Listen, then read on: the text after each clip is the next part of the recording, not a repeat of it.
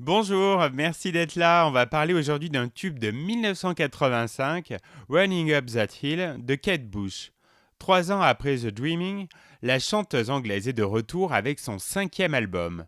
La pop de plus en plus expérimentale de Kate Bush l'a tenue quelque peu éloignée des charts, mais elle opère alors un retour flamboyant sans pour autant avoir l'impression de faire des compromis.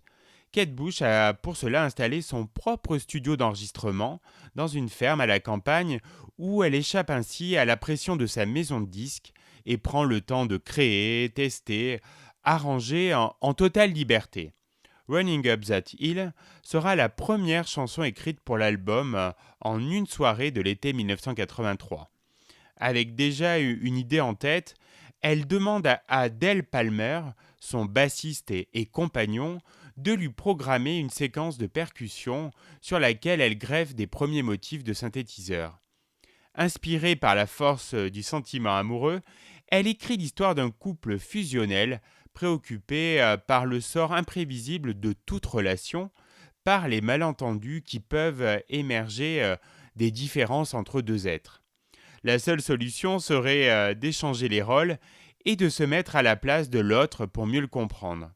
Pour que cela soit réalisable, la chanteuse pense d'abord à évoquer un pacte avec le diable, mais penche plutôt pour une entente avec Dieu, qui lui semble être un concept encore plus fort.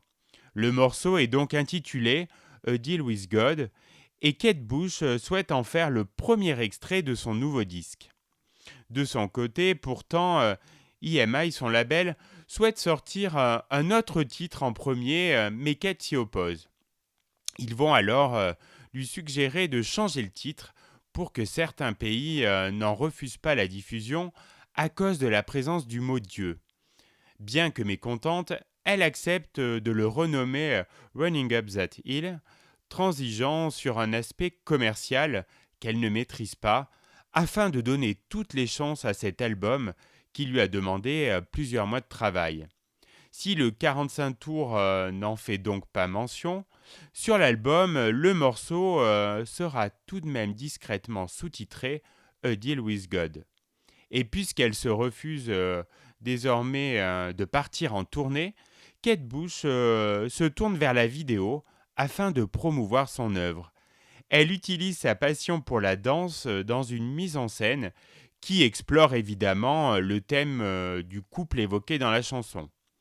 Interprété pour la première fois à la télévision anglaise le 5 août 1985, Running Up That Hill fait son entrée 15 jours plus tard à la 9e place des meilleures ventes de disques en Angleterre, avant de culminer en 3e position. Aux États-Unis, le single monte jusqu'à la 30e place, ce qui reste le meilleur score de la chanteuse, tandis qu'il décroche une 3e place en Allemagne et une 24e en France.